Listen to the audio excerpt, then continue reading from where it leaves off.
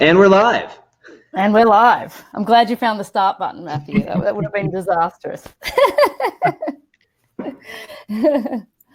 So, hello all who are watching online. And my name's Anna, and I'm going to introduce the three of us today.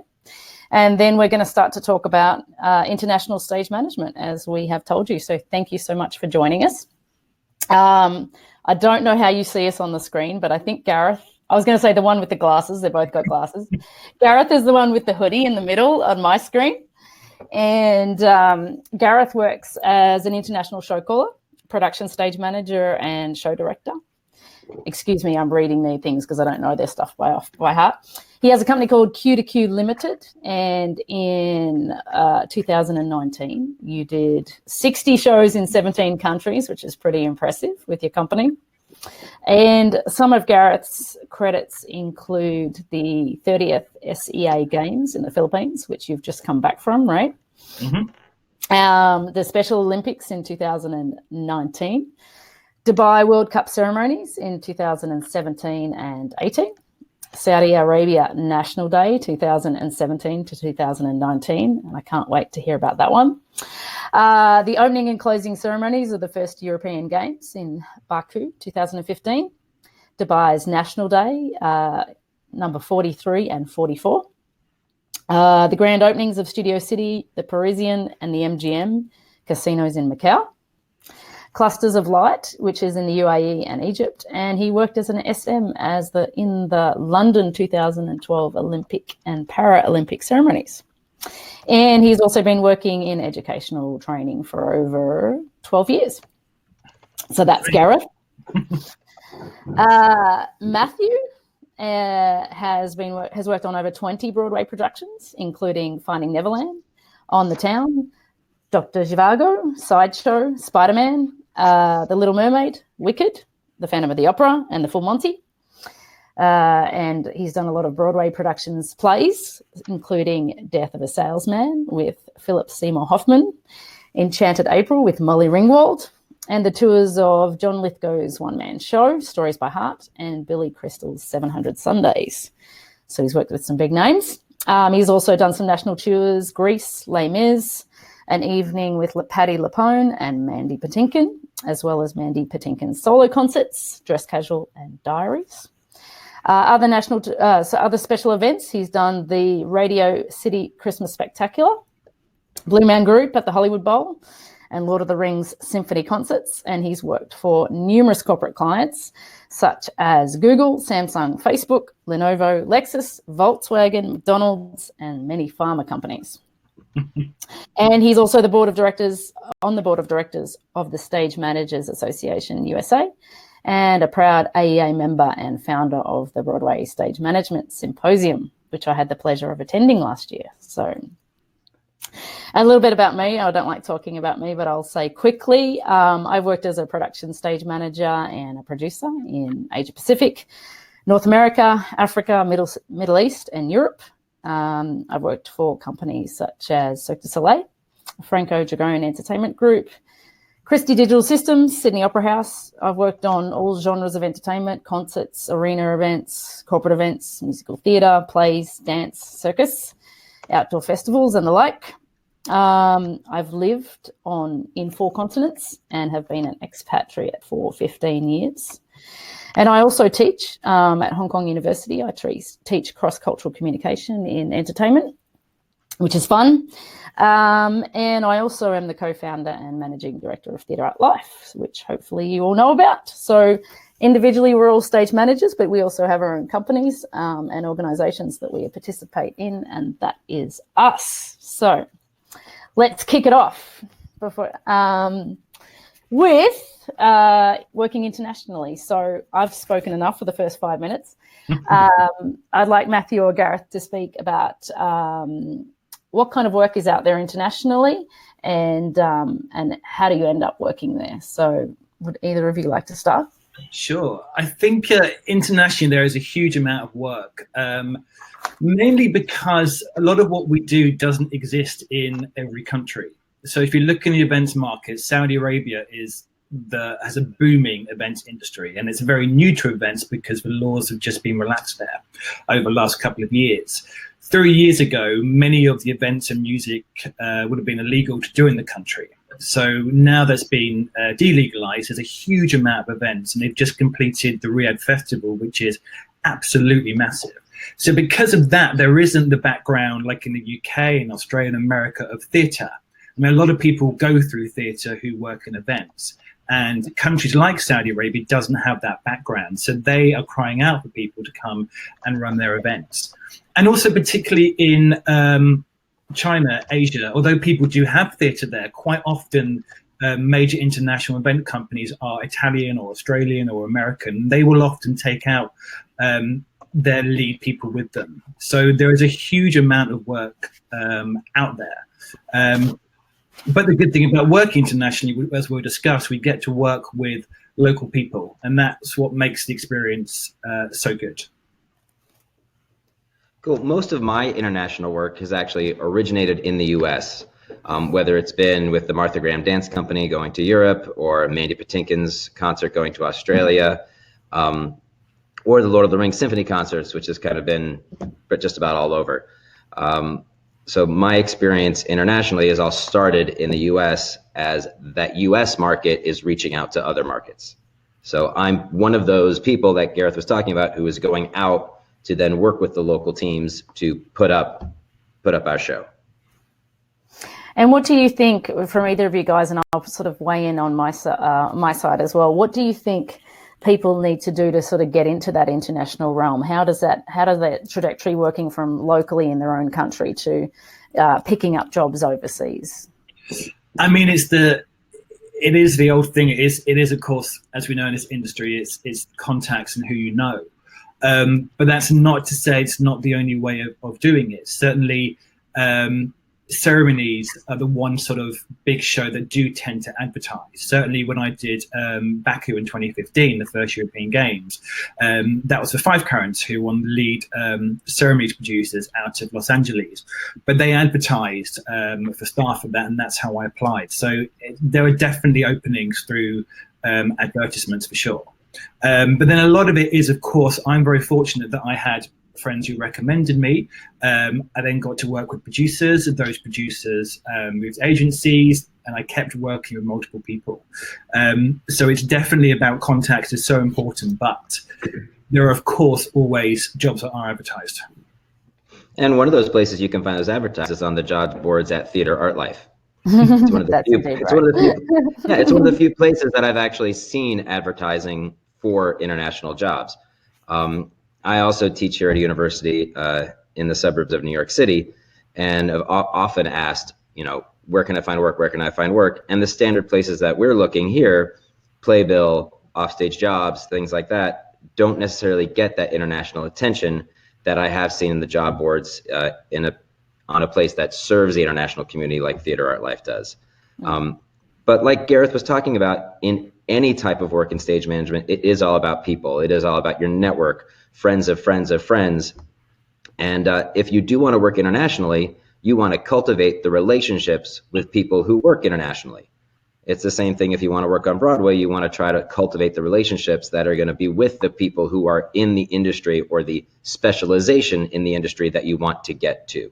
And that requires a little bit of work, working your network online and trying to put yourself in places to meet those people, whether it's reaching out via a Facebook message or a Twitter message, or like what you're doing now and joining this webinar. Now suddenly all these, right now 53 people from all over the world are on this webinar in the chat room chatting away. So this is one place where you're in the right place to start. However, I will also say you need to give yourself the opportunity as well. So get your passport. Like if you don't have it and you want to work internationally at all, get it. Don't wait for the job, because someone's going to call you and say, hey, you want to go out to, to Dubai and come and do the show with us? You're like, yeah, that'd be great. Okay, can you get on a plane tomorrow? And you'd be like, no. And then that ship literally sails. So be available. It's I use sports metaphors all the time. It takes opportunity meets talent. When the starting running back goes down, the backup is in. That's your opportunity. And if you have the talent, that other guy doesn't get the job back. Exactly. When opportunity meets talent, that's the recipe for success. And like that, it's definitely availability. I have to say, there's so many things that over the years when I was starting out in events, it was a text of a text. Somebody else wasn't free, they weren't free, and it landed on my plate. I was like, okay, I'm going to make myself free for this tomorrow because it's a way in. And so definitely being available is your number one key. Asset. We should also say, sorry, Anna, that you can ask, if you want to ask us questions, feel free to type in the box and we can answer them as we go. Yeah. Yes, and I just was made aware, thank you, Javier, that messages were private. Now they are public. So instead of chatting with just us, now you can chat with everybody. Where do we see the feed? I need to watch it. Oh, there we go. I would like to say, having hired many people over a 7-year period in Macau, my advice for people trying to work internationally is to really work on their CV or resume, depending on where you come from. You might want to call it differently. A lot of the times I'll receive CVs that are very tailored to a local market and not really an international realm. And what people are really looking for from an overseas perspective is to know about the person and also to know details about the job.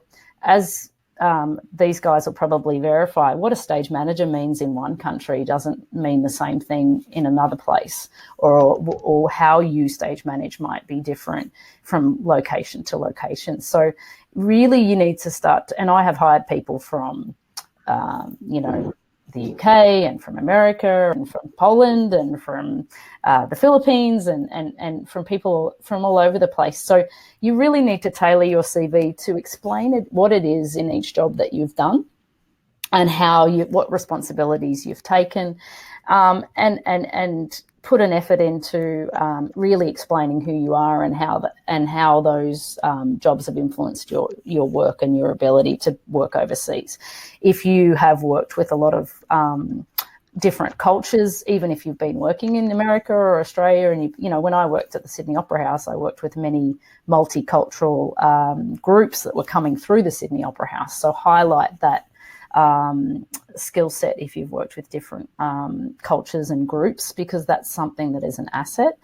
And then just the simple things, put your country code and your phone number and different ways to contact you and make yourself accessible, because the way that you, like Gareth said, if you miss out on that opportunity because they couldn't Skype you, WhatsApp you, text you, or contact you, and there's numerous apps that people use around the world that are very frequent that you may not use on a day-to-day basis, but knowing and understanding how people communicate regularly in other countries can be an asset for you to be accessible.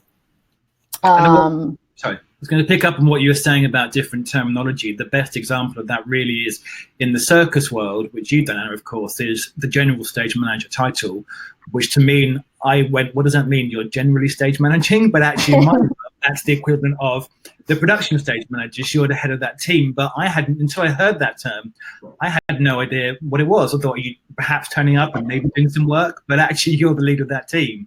So it's really good to understand that, and also to make sure you're applying for the right kind of job. And even in theatre in the UK, which is a different structure to Broadway, we have a very unique title that you have the stage manager being the head of a team, of course, but the show caller is known as the deputy stage manager, which is quite weird because you are actually the theatre show caller, but then you have ASM, assistant stage managers. So it still means a theatre show caller, but it's just a very unique term to the UK. And I'm not even sure what that is, Matt, on Broadway. Is it the calling stage manager? How do you call it? No, on Broadway, everyone calls. So the production stage manager is our top stage manager, and that person would be the one to tech the show from the front, to create the calling book. But then as soon as the show opens, all the other stage managers on that team learn the call and will start to rotate. And ironically, the production stage manager would then call the show the least once the show gets up and running, and the assistants would rotate calling. Right. So the way we sort of do it here is that you have the stage manager who's on your deck. The deputy is the one out front putting the book together. And then once up and running, like in the West End, then 2 ASMs will become book covers and learn to call the show.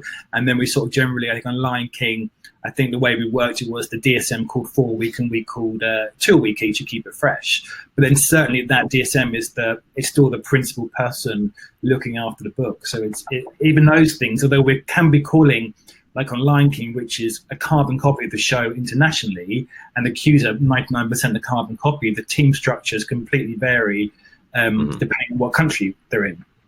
Yeah, it still makes my head hurt when I try to translate it into the UK version. I'm like, Deputy General Production. I said, yeah. And also what's interesting is that we used to call Lion King a million years ago, and as one of the ASM book covers, and we looked at the American calling book, and just the way we call is so entirely different. Even though we're calling exactly the same cues, our structure and our books are very different. So it's really good to understand what those things are. And even in language, we in the UK and internationally, we use the term LX for lighting, whereas on Broadway, it's very much using the word lights. So whenever I work in the States, I always say to the operators, I'll try and say lights, but my default will be LX.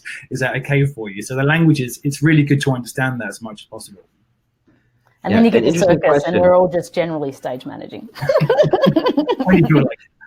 There was an interesting question on the topic of working internationally that came in while Anna was chatting about the process of going from just wanting to work internationally and not having a lot of experience to becoming someone who's very experienced working internationally and has developed the skills in the network, and talk about what that journey.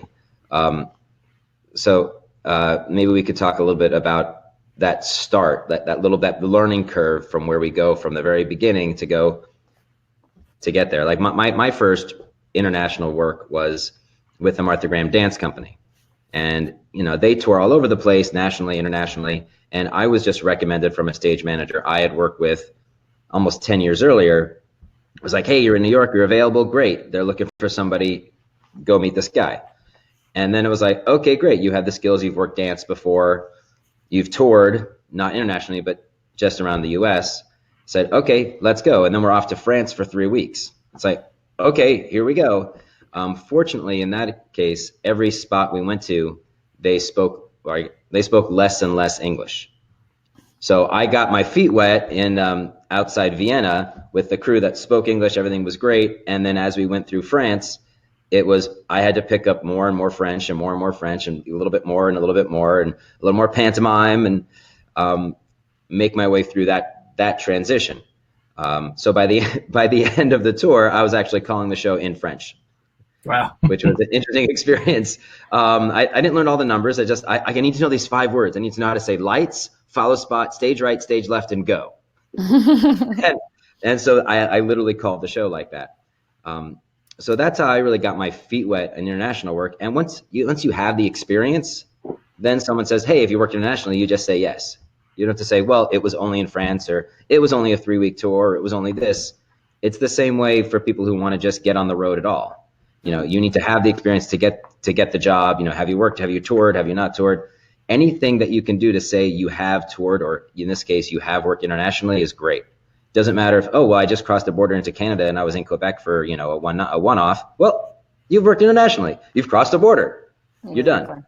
I think the biggest lesson that I've learned from, and as the first thing I did was in Bangkok doing still one of the biggest conferences I've ever done, which was literally a testament of strength and baptism by fire, is definitely the language is different in the sense that people may not have English as their first language. Now, I'm fortunate in most stuff I do, being Olympic ceremonies, that kind of stuff, because the teams are international, English becomes a default language. But often on smaller corporate stuff, you may have a team who doesn't speak English as their first language. And that's not their fault. That's my fault for being in their country and not understanding their language. And so you definitely have to learn to adapt, and it can be quite challenging. But to me, that's part of the fun of working overseas. Now, safety is obviously a big concern. So if you've got, for example, I did quite a big show in Beijing a couple of years ago, but the automation team was actually quite local. And even though it wasn't particularly cue heavy for them, communication was very important. So we actually had a local Chinese show caller who was fluent in English and Mandarin, who basically was calling in tandem just for those cues, really from a point that if something went wrong, we could have good communication. That was really important. But with the basic stuff, like if you're doing a corporate conference, if you're just, concerning with sound cues and lighting cues, although it's obviously very important it goes right, you can't actually kill anybody if the sound goes wrong. So it's really important to understand how you're going to work together. And it's really, and I've learned that so much actually needs to be done off comms. So when you go and meet the operator, you sit down with them and say, what do you want me to call this so it's clearest for you? Whereas my default might always be sound Q1, Q2, Q3. Other people in the cell, can you call it track 1, 2, 3? And that's really for them to tell me what is easiest for them. And I think that's always been my important lesson, is speaking to the operators and going, how do we make this easier for you? And when there has been a problem and they're not quite understanding, again, it's really not their fault. It's more my fault for only being a stupid English person only speaking one language. My friends speak about 5 or 6 languages without even thinking about it. So I will go to the operator and say, right, what do I need to do to make this clearer for you? And that's definitely the biggest lesson I've learned from working internationally. I have that exact same experience just in corporate events everywhere I've been. I come from theater, but not everyone I work with comes from theater. So it's, how can I call this that helps you? The video person says, I have this cue, I have this cue. It's like, I'll say video, I'll say VTR, I'll say playback. Doesn't matter to me as long as I can communicate the information and what I'm going to say, and then it's off to the races. Yeah. Just don't do anything till I say go. Exactly. And how have you found doing Cirque from Vegas to Macau? How is that different in what you've done, or has it not? Well, no, definitely. I mean, there's got to be some ability to communicate outside the normal English language. And definitely, even within the Cirque environment, there's people that English is their second language because they come from all over the world. Cirque recruit from everywhere. Particularly in Macau, I think the funnest and most interesting thing is a lot of the time we end up making up our own language. We have our own terminology for things. And we built a schedule that is very color orientated, and all of the information is on one page. So it was particularly designed for the fact that a lot of people couldn't read, so they'd only look for their color and then they'd find their name within that color, rather than having to read the entire schedule and understand all of it. So we tried to narrow it down so that the minimal information was there so that they could understand when and where they were supposed to be at a given time. The other thing is that we had the fortunate ability of the House of Dancing Water is an aquatic show. So underwater, there's a whole lot of signals that you learn as you communicate underwater for scuba training. And those are non-verbal signals. So one of the clears that we have in underwater is to tap your head like this with your fist, and it says, I'm okay. And that then came out actually of the water. And for people who were, as I was creating the House of Dancing Water and I'm giving instructions over the microphone, I would say, do you understand? And the signal then outside the water became, yes, I'm okay. Yes, I understand. Yes, I know what to do. And so we were able to fast track the creation because we had these non-verbal signals that we started to use between us to communicate. And you're in a very loud, very distant environment. And it's not a very intimate theatre because you've got a big space, you've got meters in the air, and you've got to have the ability to communicate. The other one is, if people wanted to stop the show, they'd cross the arms and give that to the booth. And that showed us, we have to stop the show. There's something going on that I'm not seeing, or somebody's injured, or that sort of thing. So that's the way we really adapted, and that becomes very fine-tuned over a long period of time. So when new people come into the show, you go, here's the terminology that you need to understand the show, and here's the terminology that we communicate. So that worked really well. Great. I found early on in my international work that I did a lot of pantomime, a lot of gesturing and this and pointing. And now one of the easiest tools that I found works is Google Translate. It's not going to work in the heat of the moment calling a show, but as am I working with people and prepping and tech rehearsals, trying to communicate in Sao Paulo, Brazil, doing an event with the light board operator, trying to describe which lights I want up. I'm like, those, the Fresnels, those. I'm like, wait a second. Take out my phone. Yeah, translate to Portuguese. Okay, that. It's like, okay, oh yes, okay, good. Whatever. Yeah. It's so true. I did a show in Rome years ago, but it's before Google Translate, and I literally turned up and I did turn to the French producer and say, "Why have you employed me for? Nobody here speaks English." And he even sent me an email prior to say, "Do you speak any languages?" I said, no, just English, and even that's challenging some days. And I got there, and it was an all Italian crew, and besides saying ciao, I couldn't do anything. So we had to literally, fortunately, a graphics op came in who was English, so I could kind of leave them to it. So I sat myself between lighting and sound, and we had to use hand signals to make it happen. It sort of bumped its way through. But now, yes, Google Translate. I did a show in Kiev a couple of years ago, last year, football thing, and the lighting operator had never worn comms and didn't speak a word of English. So we managed to get through pointing and Google Translate to work out what it was we needed. Because with that, again, there's no safety concerns. So we just bumble through and get the show ready because we don't really have any choice at that point. My favorite. One of the takeaways. Sorry, go ahead, Anna. So one of my favorite. I think that it's not even sometimes English doesn't work. And one of my favorite stories to tell is I was in the middle of China in a place called Wuhan, and some people even who might be listening might know of the show. And I was helping finish the creation, and I was on the comms, and I had said to some people who are the ASMs who are Chinese, I'd sent 2 divers around to the back of the stage to go to the vomitories, and there was one on the east side and there was one on the west side.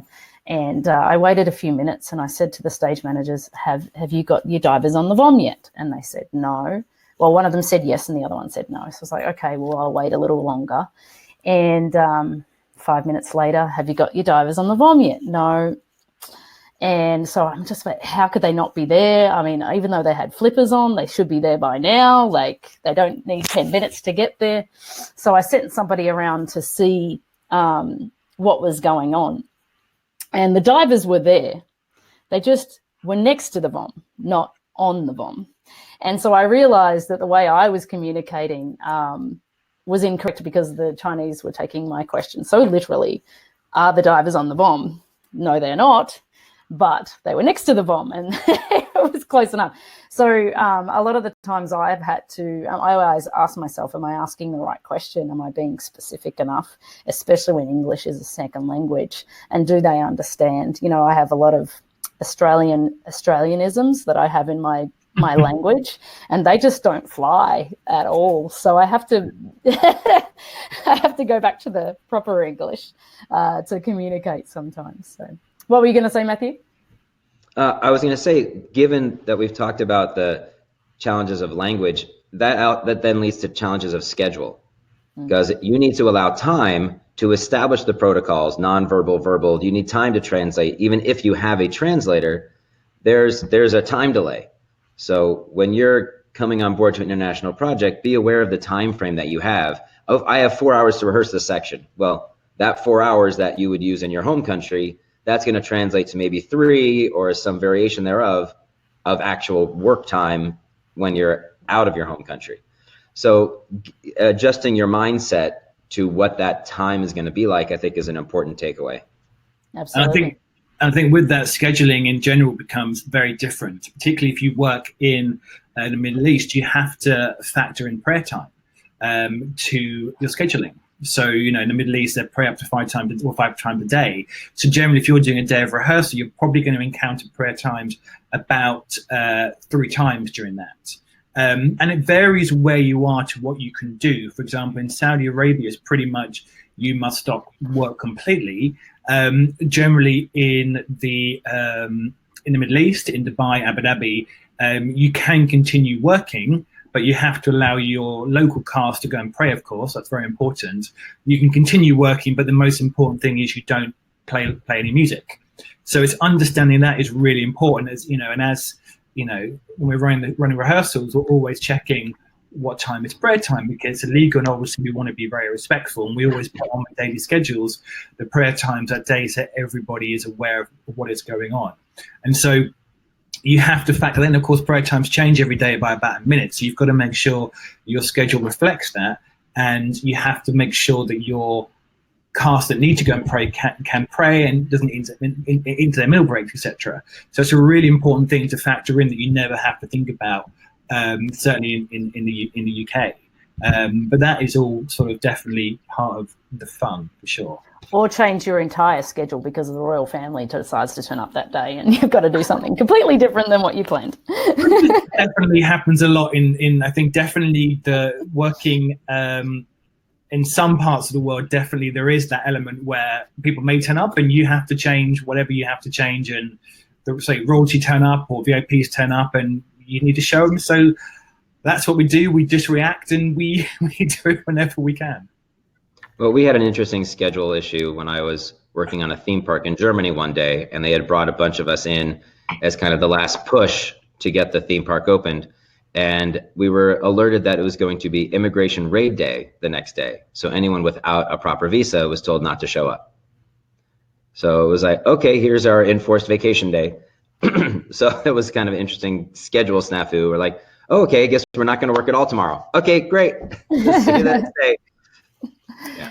I think definitely, sorry, and definitely I've experienced a lot in certain parts of the world where we can do a beautiful schedule, but on the day it's like, no, we're not going to come now because we have to go and do this. We have to, and it's completely. I've been waiting for full rehearsal at 4 o'clock, and suddenly that cast group's not coming because of a reason, political reason or whatever, and you just can't do it, or the school's not letting them out. So it's definitely, I think as Brits, we like it definitely very regimented. We know it's coming for rehearsal, but certainly overseas, it's not going to be that way. And I think definitely you have to, it's not letting your standards slip, but you have to be prepared that although you planned everything that 4 o'clock, you're going to have 400 jellyfish rehearsing for this segment, depending where you are in the world, that just may not happen. And it's not because of anyone's fault. It's just because they have other priorities and they're going to be late. And so you just have to learn to adapt, and some things may be out of your control. But I think definitely adapting to those situations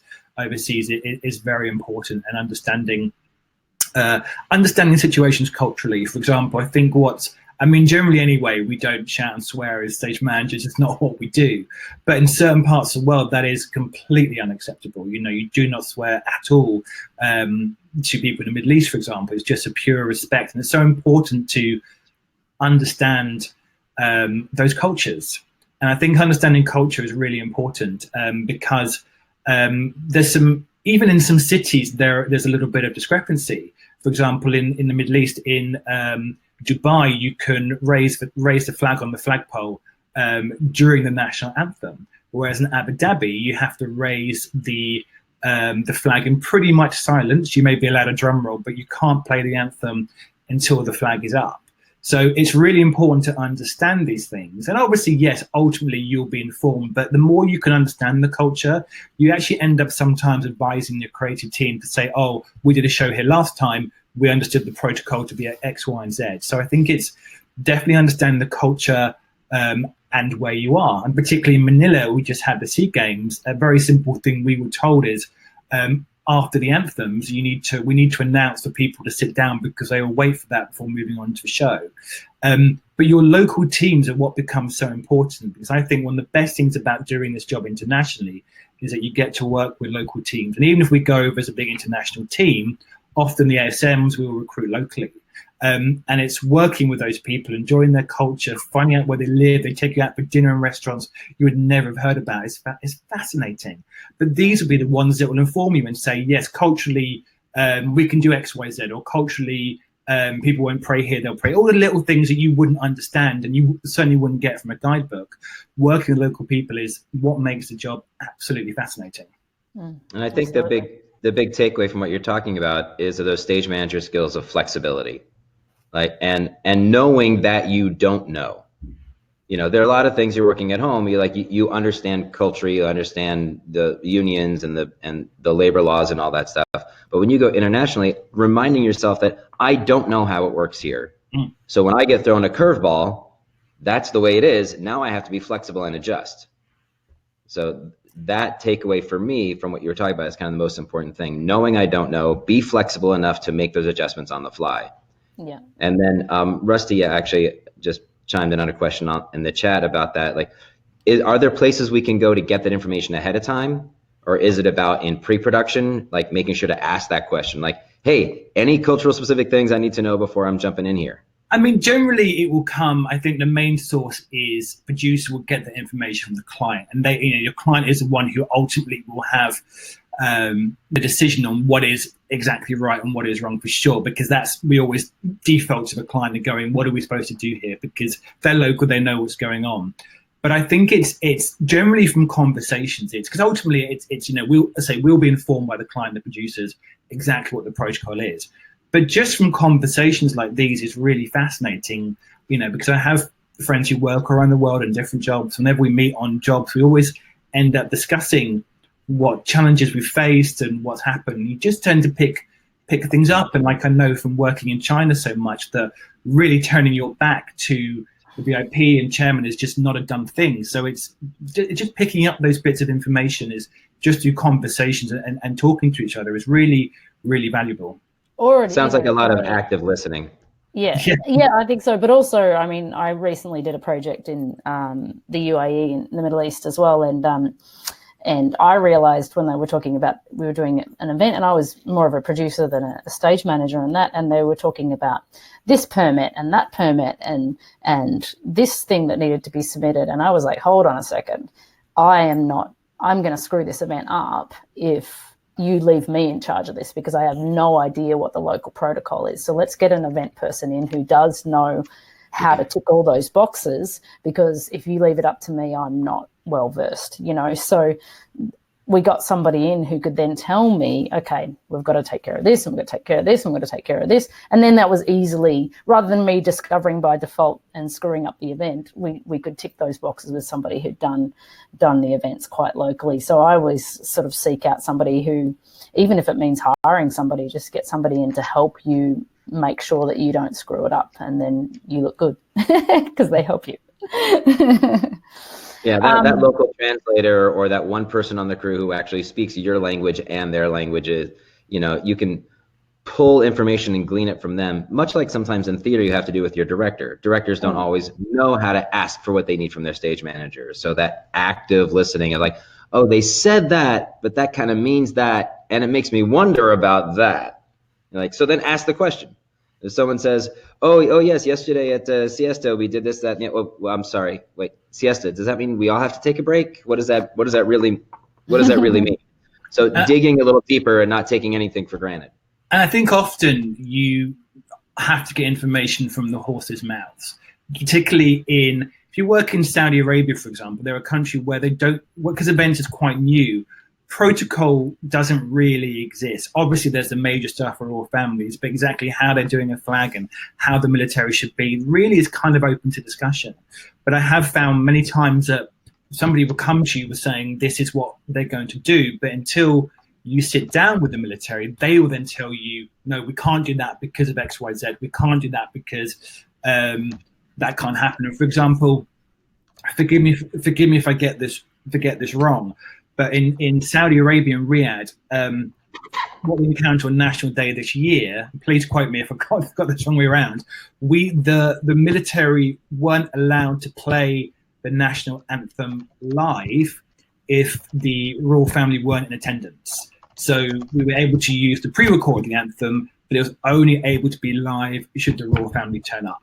So we had this sort of element of a show that if they were to turn up, would then have to go live with it. So, but we only found that information out from the production stage man, the producer. We went, and myself, Sean Corley, went to the meetings with the military in rehearsal just to find this information out. So from the horse's mouth is from the sources. So it's a very British saying, sorry if you don't understand that, but from the source of information is the best place to go to really find out what we can do. Good. There's a few practical questions about working overseas. Should we bash through those that we see them on the? Sure. One of the early ones that came in, I think, was about visas and passports. Yeah. The question is kind of a very difficult situation to answer. It depends on what country you're coming from and what country you're going to. Elizabeth wrote, if you're working for one company abroad and then switch to a different company, do you need a new visa? That's generally, if your visa is applicable to the work that you're doing, then the answer is yes. For example, in Macau, when you are hired under a blue card, you are hired under that company and you cannot switch to another company under that card. However, if you go into Macau and you apply for a white card, which is a temporary residency, then you can have some flexibility, but it can take some time to get that residency. In Hong Kong, you can be on a primary visa holder, but you have to be employed by a company, but there's flexibility and there's business visas and there's different things. So, there's many different ways to get visas or transfer visas, and once you're in the mix of it, then you start to understand. But I can answer more specifically if somebody wants to email me on particular countries and visas and things like that. One good thing to do is if there's certain agreements in the Commonwealth for people to go to Australia or Britain, and if you're under 30, for a period of time, sort of as a visa-free waiver thing for a couple of years. So there's numerous ways to get yourself overseas. When I left Australia, I literally packed my bag and I didn't have any opportunity. I just moved to London and I did some really shitty work over there. So, but that's got me started in my international work, because I just applied for it was at the time, and this was a long time ago, so it was a 2-year exchange visa, and you can go in there and work. So it depends on what you're doing. But if you're being employed by a company for a full-time position, then they're going to generally take care of your visas. If you're coming in and out of a country for a short period of time, sometimes people do not worry about getting you a visa. And it could be a little bit sketchy and dodgy if that's the case. And you then need to choose whether you're up for that or not. I've had that experience, actually, Anna, going into Sao Paulo for just a 2-day event. And I was told quite specifically, all right, go to the embassy, apply for a tourist visa. You're just going there to be a tourist. We're not out getting you a work visa, and good luck. We'll see you there. So yeah, it was a little dicey, and you're like, I'm not sure how I feel about this. I hope there's no issues, and there's no issues. And 9 times out of 10, going in for a short gig in and out, which I've done in lots of places, I don't get a visa, and it's not a problem. But it is something to be aware of if you're being asked to work internationally. Am I getting a visa? Do I need a visa? And if I'm not, who do I contact, if there's an issue? What do you want me to say? Am I saying I'm just here visiting friends? I mean, just to be really clear, because you're in and out, the idea behind the visa is that we're not taking work away from people who are local, but if you're coming in as a specialist to do something, some producers are not going to want to deal with it on a one-off event. Yeah. And, that's, you just have to be clear and calm, and, you're not going in to, destroy their economy. You're just there to do your gig. Yeah. Another question that Elizabeth has is, if you're working for a US company abroad, do you pay taxes to the host country or to the US? You pay tax to the US. Well, it also depends internationally as well. It can depend as well. So, for example, it's up to the host country. So, for example, for the SEA Games in Manila, we will have to pay tax in Manila. And that's taken out of our salary direct. It's a freelancer. It's a bit like, oh, that's our money. But actually, we will get, because so many countries have a reciprocal tax agreement, we will get a certificate next couple of weeks to say how much tax we paid in that country, and then you use that off against your tax bill.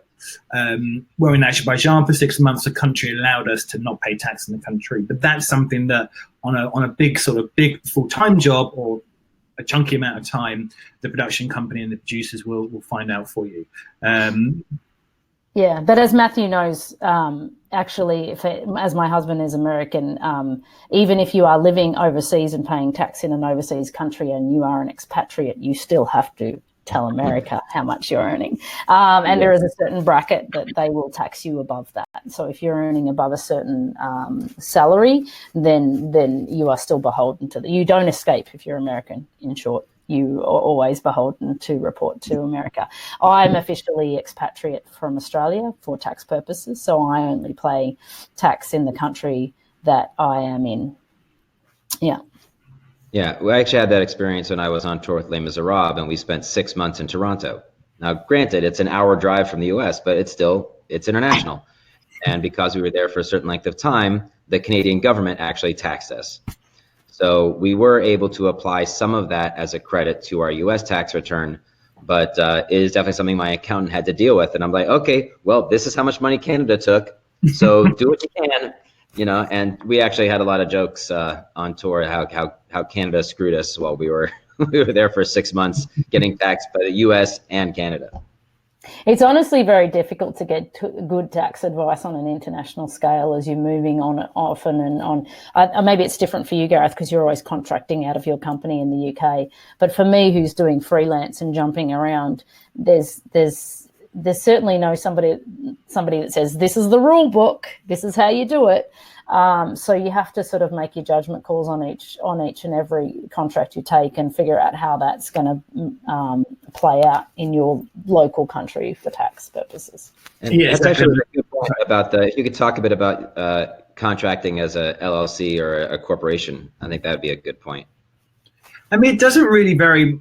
I mean, I think there is, like you said, Anna, there's no written rule, and there's no one source you can go to find the information, and a lot of it, I think, Matt, as you were saying, having to work internationally, sometimes you'd have to kind of decide, what's right, what's wrong yourself. But certainly, even though I'm a limited company in Manila, I was still taxed because they were taxing everyone involved in the show because they didn't want the money to leave the country. Absolutely fair enough. So it doesn't really change much from being a freelancer to being a limited company. I think perhaps it's slightly easier because all the money is going to the UK and I'm not being paid as me, I'm being paid as Q to Q. So I think it gives you a slight more flexibility that people overseas are paying you. And please don't quote me on this, but I've sort of, I think it's very much you can be paid as a consultant through your company and stuff. But I think if you have worries, you just need to check it out, because none of us are tax specialists. It'd be wrong for us to tell you exactly what is right and what is wrong. I think it's just, if you have concerns, just speak to your accountant. It really is the best way to do it, to make sure that what you're doing is good for you. Absolutely. So moving on to, probably not moving on to, going back to cultural challenges and things like that. Can I get an example of the most difficult place or job that you guys have worked on? Throw that out at me. You go, Matthew. I think on it. He's got to think about it first. No, I mean, I was in Spain doing one of the Lord of the Rings symphony concerts in Madrid. And even though I took high school Spanish, it still was not sufficient to have the intricate kind of conversations I needed to have with the lighting director. So I actually spent most of the day in the opera house there, walking from the stage out to the lobby, up 2 flights, go into where the light board operator was, to actually have the conversation about what we were looking for with the lighting. Then I'd go back down to the stage, back down 2 flights, back to the stage, look and see what we're doing, and then go, okay, now I need to tell them this. Back out to the lobby, up 2 flights, and back out into the booth, talk to the guy. Okay, great. Now we understand each other. Okay, great. I'm going to go back to the stage, and back and forth. And the language challenge that we were having in communicating what we were looking for with the show resulted in me putting nearly 30,000 steps on my pedometer that day.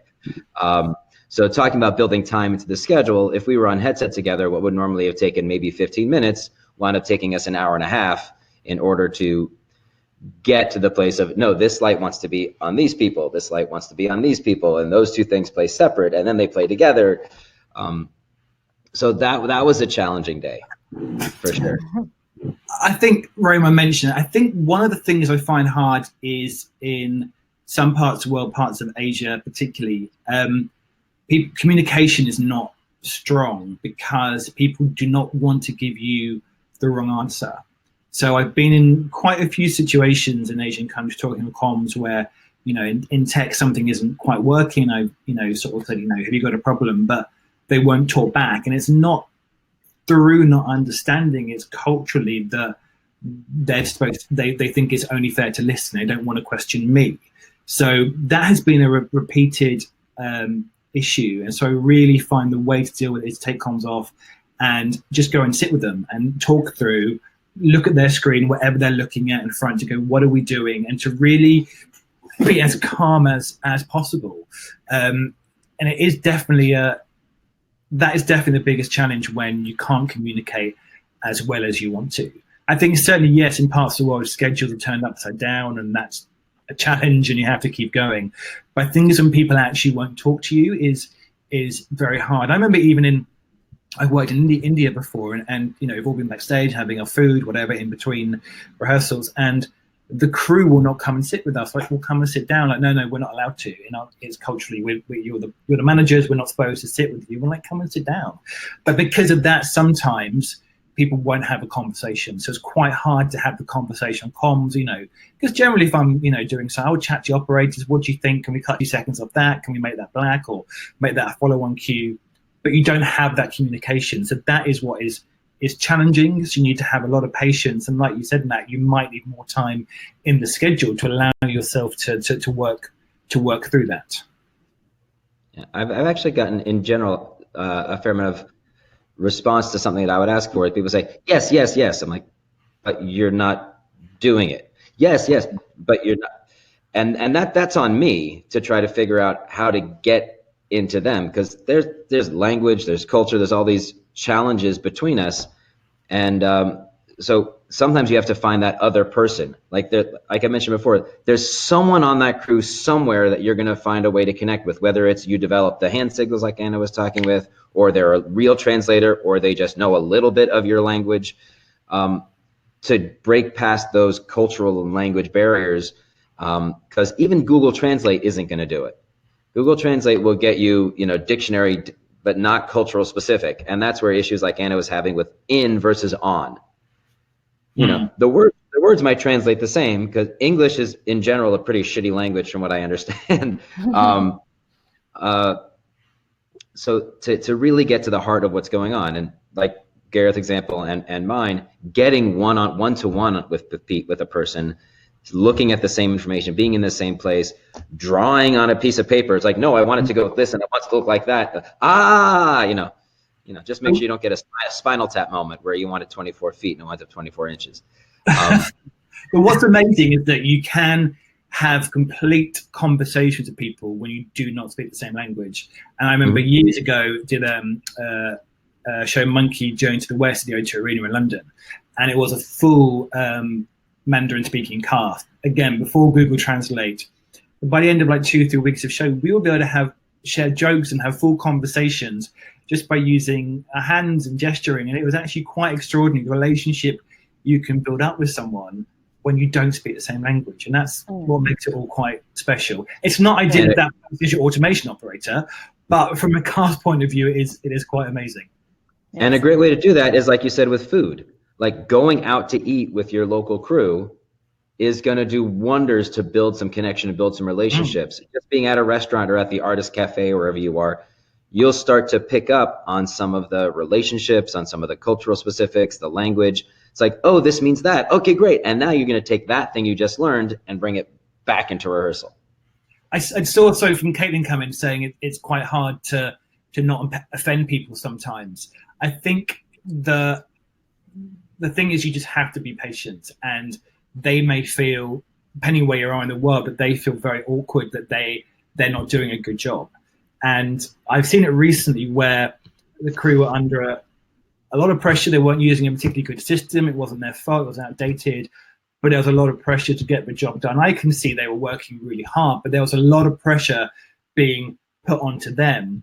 And I just happened to walk past and say, you know what, guys, how's it going? And they're like, we're so sorry. I said, stop apologizing. We know you guys are working really, really hard. It's chill. We're with you. We're on your side. It's, you know, we have to get it right, but you guys will get there. And that really face-to-face thing was, I think it's really important. When you haven't got a good language, humanity is really important, is to go and have that face-to-face to say, if you are feeling stressed, we're sorry from our side. How can we make it better? And because generally it will be people feeling like they're not doing a good job. And the worst thing you can do to anyone on our show team is someone thinking they're not doing a good job, because if they're worried about that, they're probably not going to do a good job in the show. So I think it's definitely patience and humanity will stop you from offending anyone.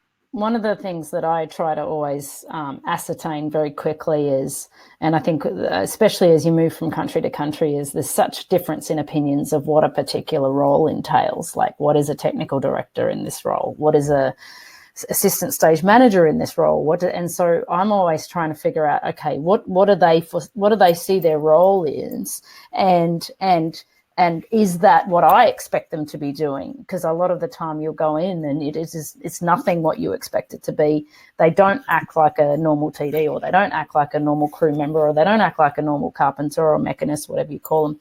And so you're like, okay, so let me understand what their role is. Where are the gaps? And then how do I fill them? And like in any given situation as stage managers, you're trying to bring a team together. And a lot of that time is, a lot of the time you've got to sit there and figure out where those gaps are and how to fill them. And sometimes that ends up being you. If you end up suddenly, doing extra duties because there's a big gap there, then you do that. And that's always how I try to approach a new project, is like, what do people think they're doing regardless of title?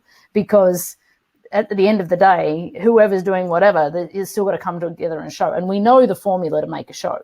And I often, especially the way that I remain chill, is like, I don't have the expectation that they're going to do more than they're capable of, and not let that be a frustration for me. So I was like, okay, this is what they're capable of.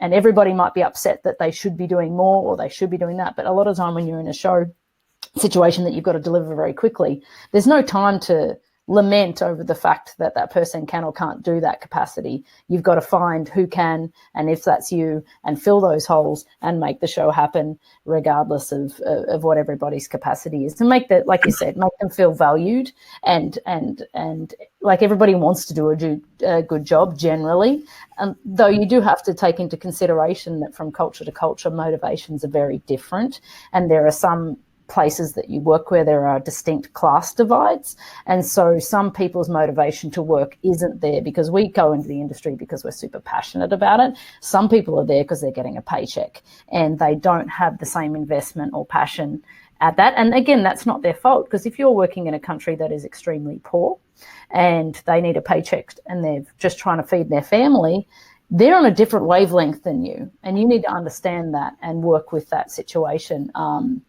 and make sure that you're trying to culturally understand where they're coming from as they come to the gig. And that's something that, one of the things I try to understand is first understand myself and my own culture and the biases that I bring to the table, and my also what I consider as very good fortune.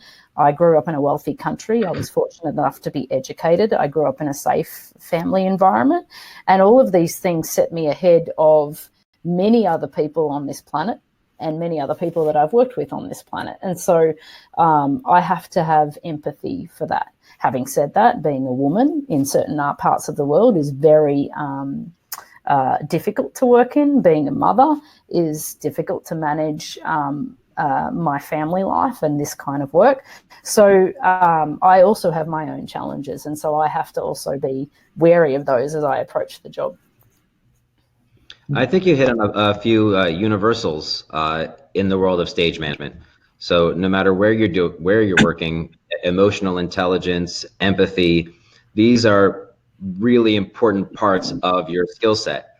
And if you don't have to worry so much about judgments going into a new location, if you're approaching it from that perspective, people are people, and at the risk of quoting Depeche Mode, just. You go in and you're there to do a job and to work with these people and to work as a team and lead the team to create a product, whether it's a show, an event, a spectacular, whatever that is. Which kind of leads me into, we've had a few questions about training coming in, how to take that step, where can you go? And that's the same in any type of stage management training. Your soft skills are the real root and the basis of what are going to make you a great stage manager. You can come in knowing nothing about how an automation system works in, out in Dubai or in Asia or in Europe, and learn that very quickly, at least the things that you need to know as a stage manager.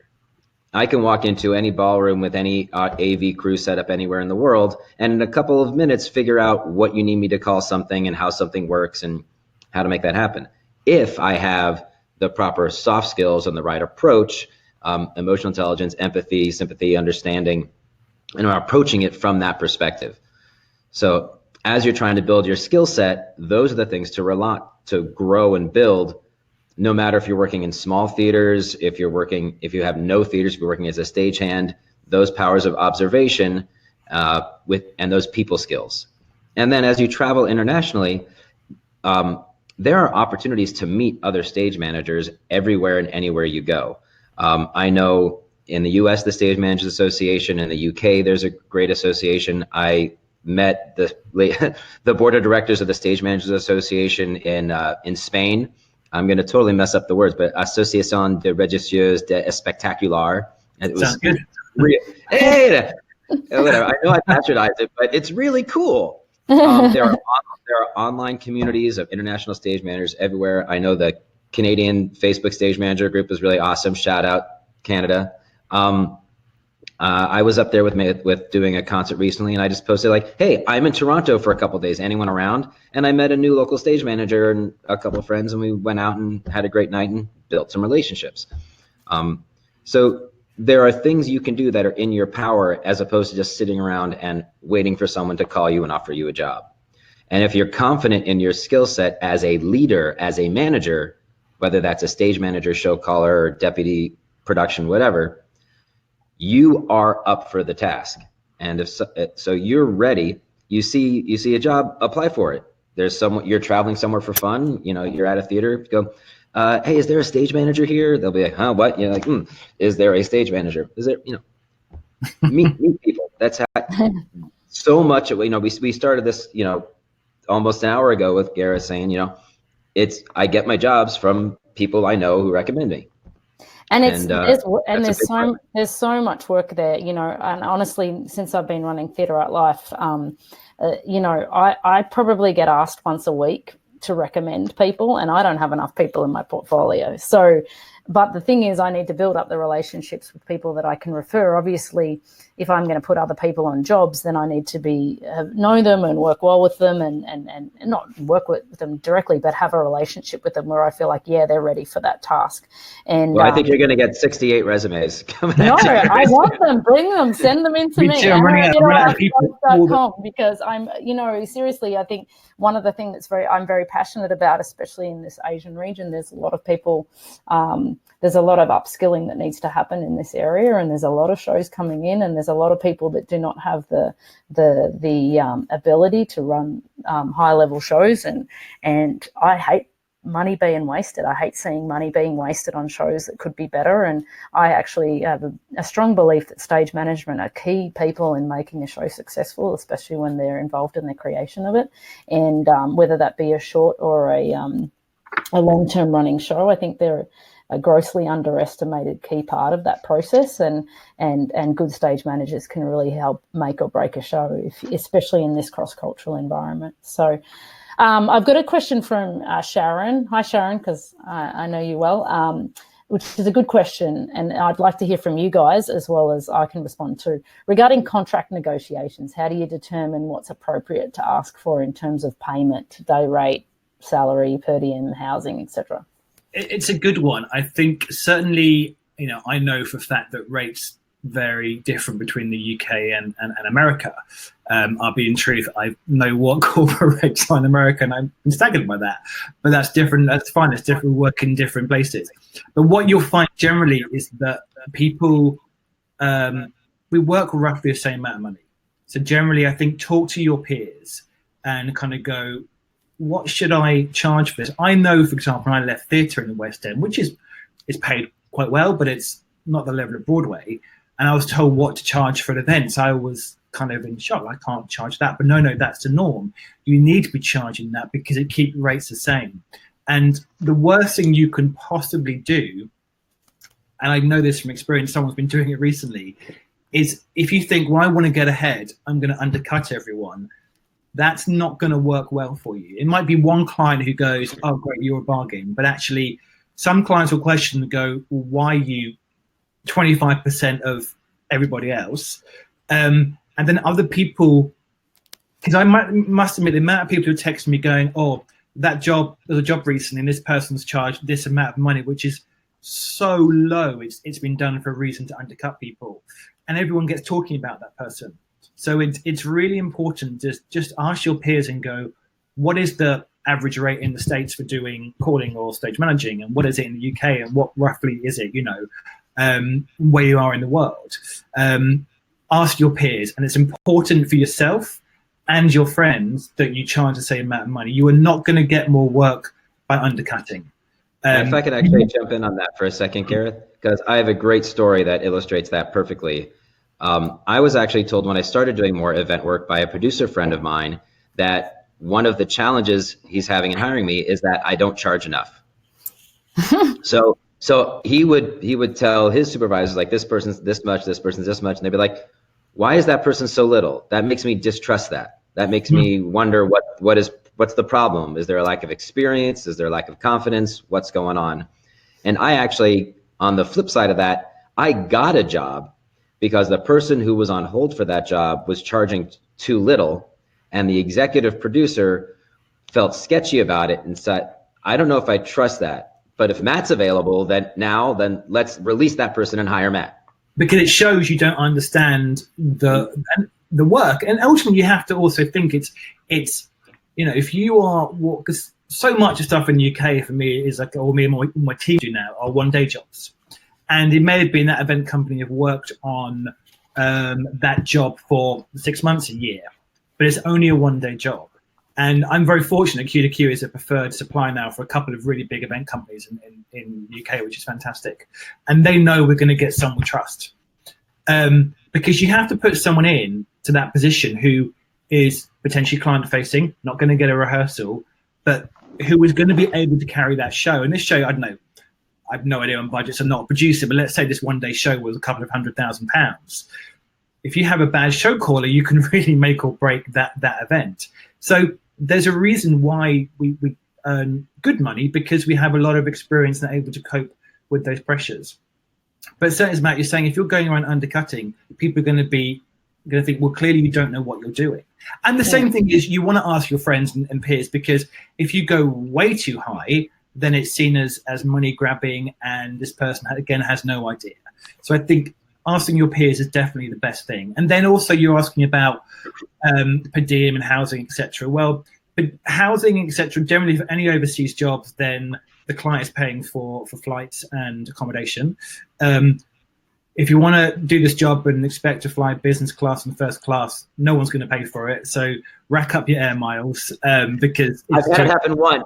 One flight to Singapore. I have two companies. Like, we'll fly you business class. I was like, woo! I have two agencies who do it, and they're fantastic. But generally, it's so expensive, you can't expect it. But they will be absolutely looking after that. And then per diems is generally it really sort of led by the client. I'm very flexible on it. Basically, if they are providing 3 meals a day, your transport, I'm really not going to be picking game, well, you need to pay me, X amount per day. I think that's just my thing. If you're getting no food and stuff, absolutely. If you're being looked after, then I know generally will ask the producer and say, what's your policy? Are you doing per diems this job or are you not? And they'll generally will say, it's X amount per day, or we're not doing it, but we're going to give you 3 meals a day. So it's to have a conversation is to be sure.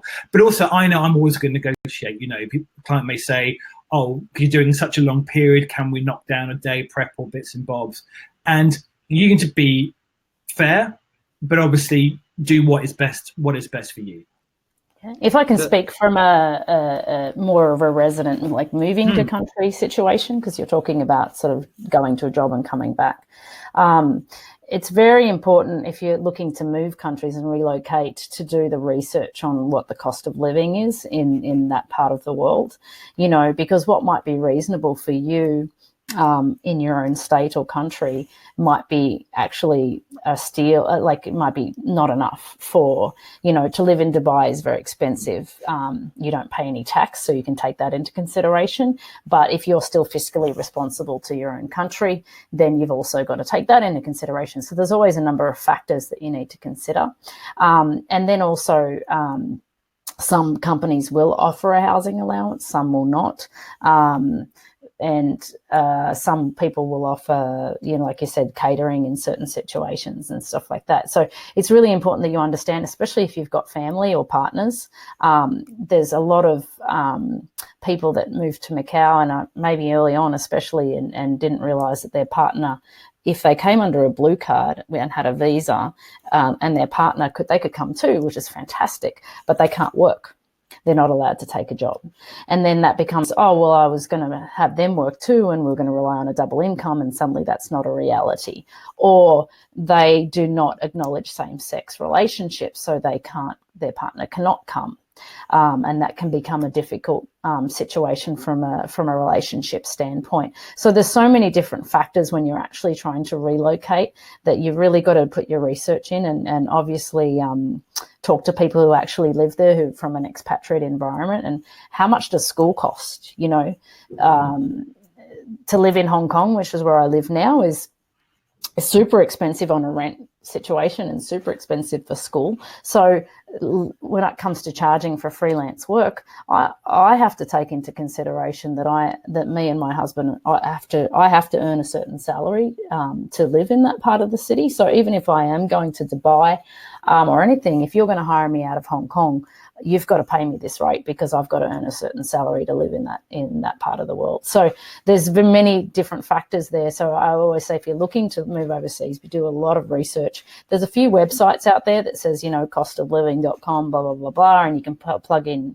how many dependents you have and, that sort of your kind of living conditions, and it'll tell you how much you spend a year in that country, and that can give you a good idea about what kind of salary to ask for.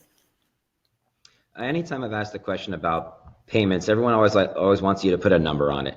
And I know we've kind of skirted that a little bit, in part because it's different. It varies a lot. But what I will tell you is every single person who is offering you a job already has the number in mind that they want to pay you. They've created a budget and they know what they're looking for already before they ask you. And they're asking you to see if A, I can fit it in my budget, or B, can I get you for less, right? If you throw out a number and it's under their budget, but it's in that range, not to get into what Gareth was saying earlier about undercutting, they'll be like, okay, great. And you just may have left $50 a day, $100 a day on the table. So in any negotiation, if you can get that person to give you the number first, it puts you in a better bargaining shape. Or what I often do is I give a range. I was like, well, I've worked recently in this type of position in this sort of a range. And then I've had someone say, okay, well, we can do this. And that's right in the middle. I was like, okay, great, I'm good.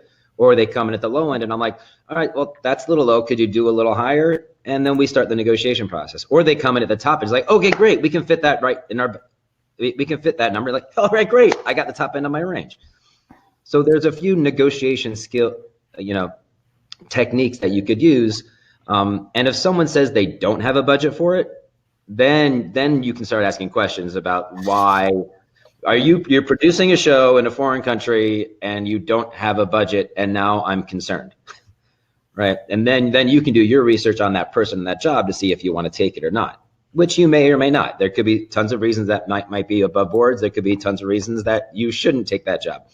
But the process of negotiating and figuring out what that number is for you in this situation can be challenging and can be scary. So if you do have networks you can turn to, and you know what, if you have a specific situation, you want to get in touch with one of us, I'm sure we could try to guide in a little more specifics.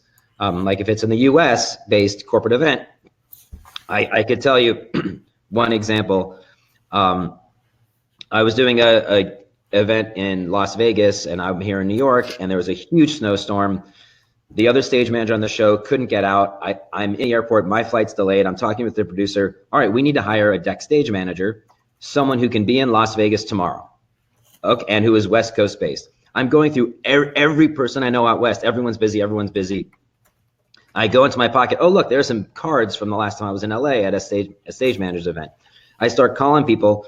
Hey, yeah, I'm available. I haven't done a lot of events, but I'm available. I do theater. I can be there. Okay, great. Here's the producer's number. I'm taking off. Goodbye. Well, that person asked for their day rate, $250 a day. And the producer was like, immediately, because she also came from theater, was like, wait, you come from theater, right? She's like, well, yeah. It's like, okay, that's really low. I'm gonna offer you $700 a day. So that vast jump, fortunately, she was negotiating with someone who understood that perspective and the needs met. But you can have those conversations with your peers to figure out what that rate is and to find something that actually is right for the industry, is right for the venue, the city, and is right for you. And if they call you up late, charge more. Yeah, I must admit, on the flip side of that, I mean, I have because I'm with a company, I have set rates. I'm laughing because I know there's a few producers online who know me well. I have set rates for countries, and they're pretty much the same. But I have a rate that's in the UK. You got that squealing, or is it just me? I can hear that as well. I have a rate that's in the UK, and I'll turn my speakers down. I have a rate that's in the UK, and I have a slightly higher rate in parts of the world, depending where I'm going. But so international work is slightly higher. But I keep it consistent for me, just because I am a preferred supplier to a number of agencies. But that's how I work. It's slightly different from a company. But I think, as you've all said, yeah, absolutely talk to your peers and find out what is acceptable. So you're not putting yourself out of work by charging way too much, and you're not undercutting.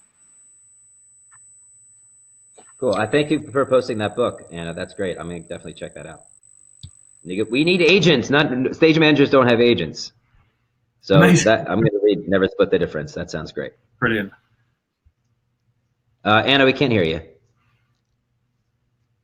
Nope. See your lips moving though. Gareth, do you hear? No, just you. Okay. Well, we can jump into something else here. There was a question about unions earlier. Have you run into any union challenges? I think unions are the only time I ever encounter any union issues is working in the States, because the unions are very, very strong in the USA. Generally, any events work in the rest of the world, unions have never become an issue. And it doesn't affect my working. It's just to understand that in the States, the overtime is a big factor. And I know I did a show like the Chargy every year in California.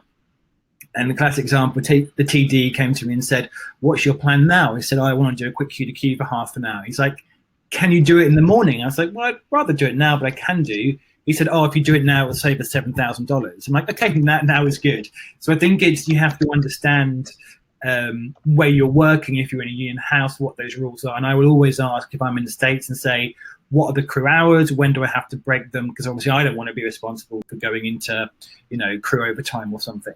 But I am not part of a union.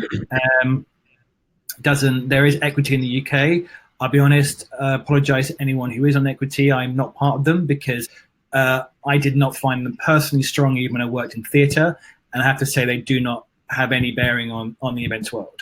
So that's why I have no reason to be part of equity. And there is, as far as I know, no other union for what I do in the UK. There is BEC2, who look after the crew, who are very, very good, and the musicians union, but they wouldn't be good for what I do. Yeah. On the flip side, I am a member of Actors Equity, many, many years on equity contracts, and I think whatever challenges people might have, at least here in the US, I'm very, very happy with the work Equity's been doing on this side of the pond. But in our event work, there is no union that covers us in the management positions. And as you alluded to, obviously New York, Local 1, IATSE, they are quite a strong union, and it's a pleasure to work with them. In some places, it can be more challenging. But for me, working with unions internationally goes back to that idea of being flexible and being open. There should be someone there to inform you about any union concerns or regulations. That's not on you. And if if the producer is not aware of what those are and doesn't bring those to your attention, you can ask. You can be proactive. Like, hey, any special work rules, whether it's prayers, unions, or otherwise, siestas, what do we need to know about going into it? And that can definitely be part of your, hey, welcome, or pre-production, or just get on site if no one's talked about it. Anything funky or different, anything we need to know about the schedule before we start our day. Talking about those things up front and being aware when someone says, oh, by the way, we have to stop in 5 minutes because everyone at this point has to, jump up 5 times and, turn around and touch their heads, whatever. Okay, that's the thing we do here. Okay, so that's what we're going to do that. And while everyone is doing that, I'll sit here and work on paperwork, or I'll check my email, or I'll jump up and spin around 3 times and tap my head. Cool. Why not?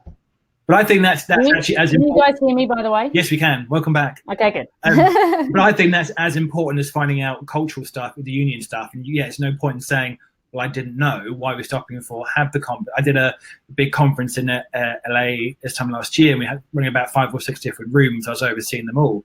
And one point, literally, and people were feeding messages into me, how they're going and what time.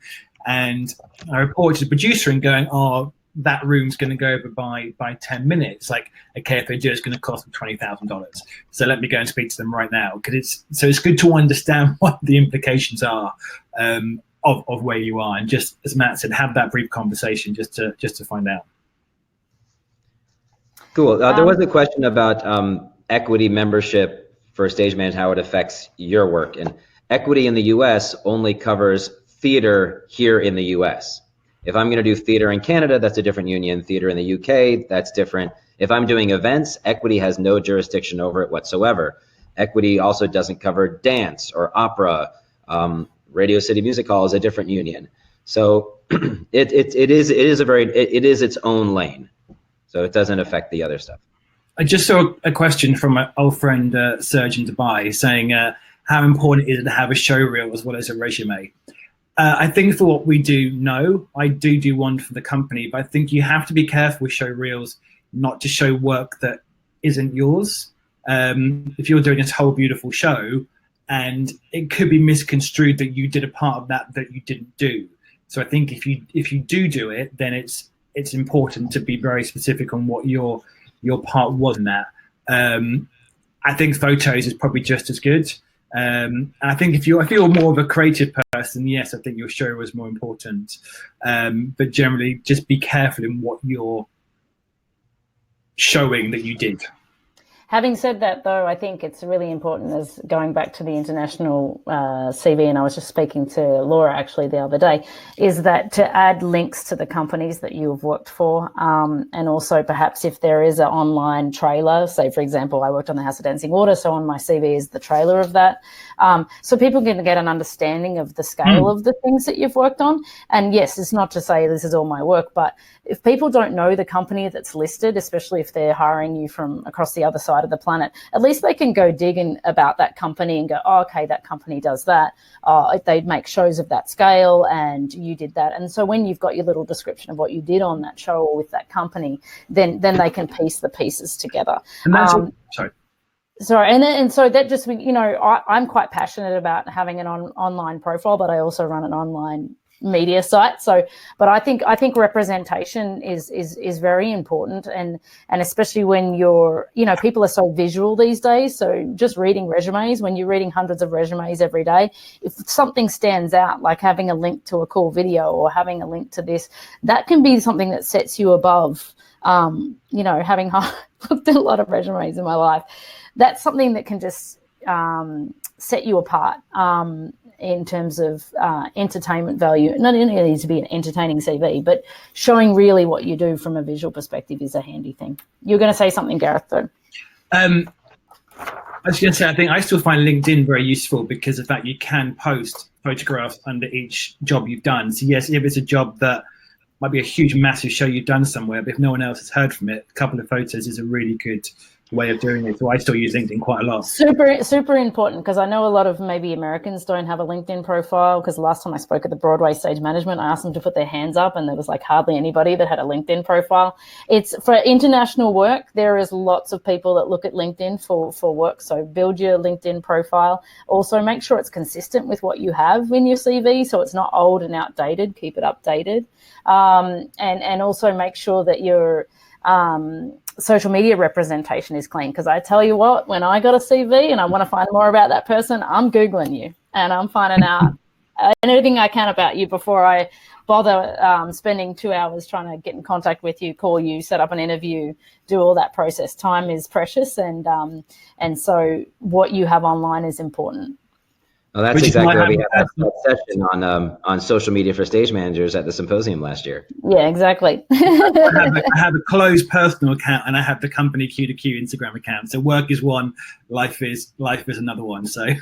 And you do a very good job of your Instagram account. I'm always entertained, Gareth. Cool. I did want to chime in just about the resume CV issue for a moment. And for me, when I look at resumes, the most important thing are the people you've worked with and the places you've worked with. I tend to counsel to shy away from the visual, because that isn't really an accurate reflection of your contribution. But as Anna said, scale is important. So what those venues are, where they are, who the producers are, what are the companies you work with, so that I can find it, so that I know what that scale is. If I'm looking for someone to do a stadium show and they have some stadiums listed on their resume, that tells me what I need to know, more than the fact that if there were 20 performers or 200 performers, or whether there were fireworks or not. So for me, that's more of what I'm looking for, is make those connections with either people or venues that are similar to what I'm looking to hire. And it sounds really, and I'm sure nobody in this chat would ever do it, but it's so important to not beef up your CV with false things. I still hear of it.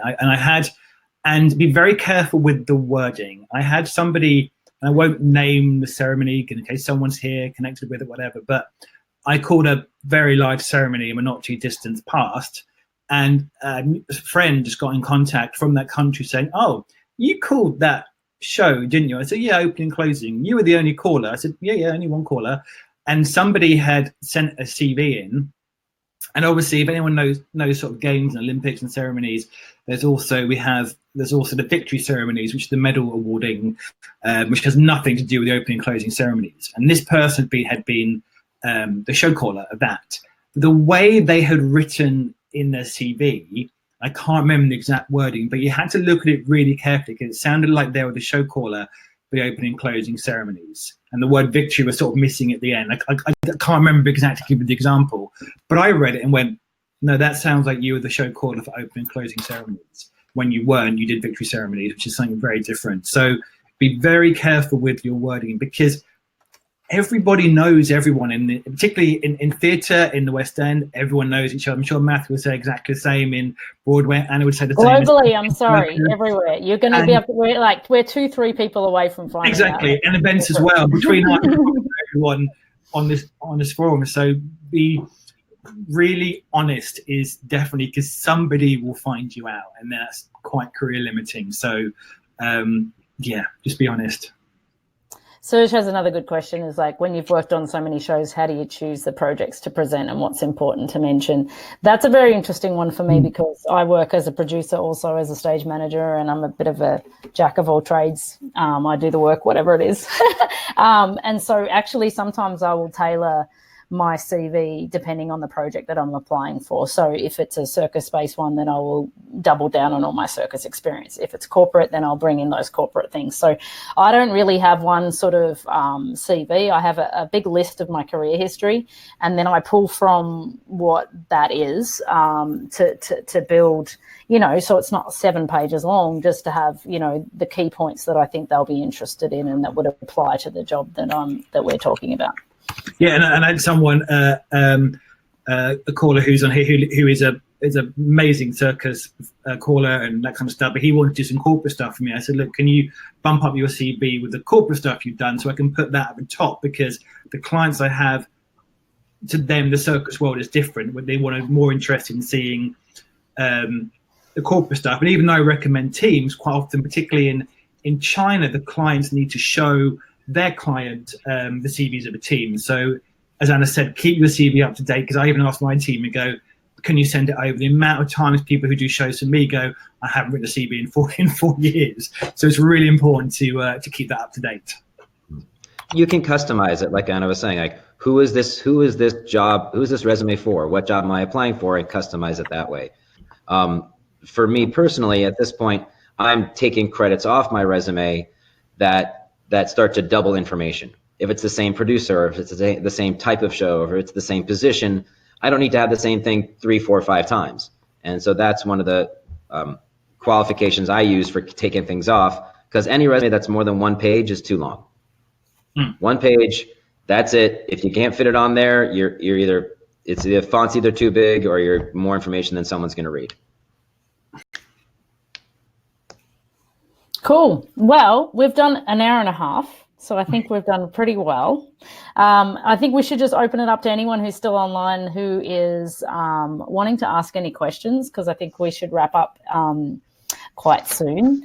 We have another one, though, just tomorrow, this time tomorrow at 9 a.m. New York time. And that's going to be on Showstops, which is all of our favorite discussions. And we all have very, very different stories with regards to that. I've probably stopped shows over about 250 times in my life. So it's a fun one for me. And we're going to do some other webinars between February and 18 to 21. So we'd love feedback on ideal times and topics. So if you, again, Anna@theatreartlife.com, you can always email us with suggestions. And we'll talk about what you want to talk about. We definitely have a whole list of things we want to talk about, but we want to make sure that everybody's on board with that. And if we've kind of tailored it, I think it's mostly suitable to the New York time people, but we're happy to jump around some time zones to let people from other countries participate at more reasonable hour. So it's 2:30 in the morning in Australian time right now, so I'm still doing God okay. Bless you. You're rocking it. You're rocking it. I also just want to give a shout out. We also do an annual webinar as part of the Broadway Stage Management Symposium. So I'll shoot out the link there for people who are interested. I think we've had a few people here who have attended that in the past. So I want to give a shout out there. Check it out. Fantastic. Gareth, do you want to put a plug in? No, I don't have anything to plug. Like you did put your, even though it says you're Matthew Stern, you did put your email. Yeah. If you have any questions. Yeah, feel free. If you want to follow the Instagram, I'll plug that. It's at Q2Q Global. The website needs updating. That's my job next week. But Instagram's up to date if you want to message on there or just follow. Yeah. I'm just going to write feedback, questions.